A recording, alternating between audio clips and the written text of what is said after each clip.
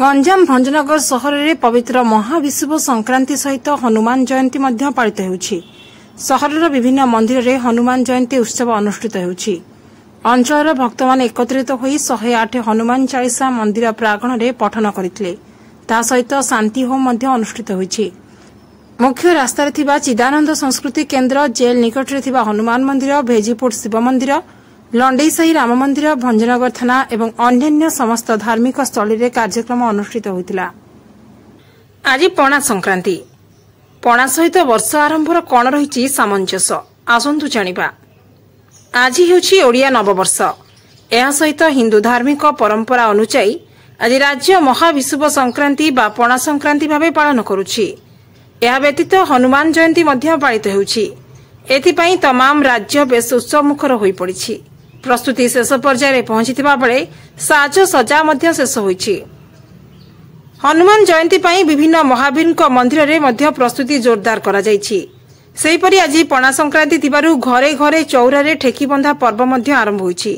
मंदिर गुड़िकरे सकाळु श्रद्धालु माने भिड़ लगाइथिबा देखिबाकु मिलिछि।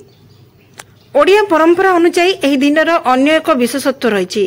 भगवान रामचंद्रक परम भक्त भगवान हनुमान जन्मदिन बोली ओडिशावासी विश्वास करती। तेणु हनुमान मंदिर में महासमावेशर आयोजन हुए। दिन सारा मंदिर में होमयज्ञ एवं भजन कीर्तन आदि चली थाए। नूतन वर्ष में हजार हजार भक्त हनुमान मंदिर, शिव एवं सूर्य देवता मंदिर जाती। एहासह केतक स्थान में बुड़ पकईबार मध्य विशेष महत्व रही। पवित्र नदीगुड़िक बड़ी भोरु श्रद्धालु माने स्नान करी मनस्कामना पूरण निमंते प्रार्थना करती। पारंपरिक नृत्य, झामु यात्रा और पाटुआ यात्रा रे गाँ दांड दुलिकी उठे। एही दिन घरे और मंदिर रे देवादेवी निकट में पणा भोग लगी हुए। एहासह मंदिर बाहर विभिन्न स्थान में पणा बंटा जाए। प्रतिवर्ष एप्रिल 14 तारिख रे पर्व पड़े। यह हेउछि वर्षर प्रथम संक्रांति।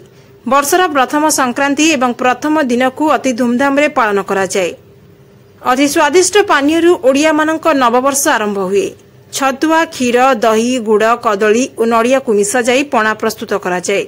एहाकु प्रथमे देवादेवी पाखरे भोग लगा जाए। एही पणा को एक ठेकी रे रखा जाई चौरा उपरे बंधा जाए। एही दिन बेलपणा मध्य प्रस्तुत करा जाए, जहाँ पेट पई अत्यंत लाभदायक होइथाए। पणा पानीयर विशेषत्व। ए समय सूर्य किरण वृद्धि पाइबा सह हजम शक्ति मध्य वृद्धि पाई थाए। तेणु बुट, छतुआ भली गरिष्ठ खाद्य पदार्थ ग्रहण पई आयोजन करा जाए। सूर्यर अत्यधिक उत्ताप सह देहर ताप शक्ति को सम अवस्था को आनिबा पई पणापनर व्यवस्था करा जाए। तेणु ए दिन को पणा संक्रांति बोली मध्य कुआ जाए। एही दिन ठारू रास्ता कड़े पथिक मानकर तृष्णा निवारण पई जलछत्र मान खोला जाए। एही दिन नुआ पांजी बा ओडिया कैलेंडर बाहरे। सेही पांजी अनुसार शुभ दिन और शुभ कार्य निर्धारित हुए। Bureau report, Shri news.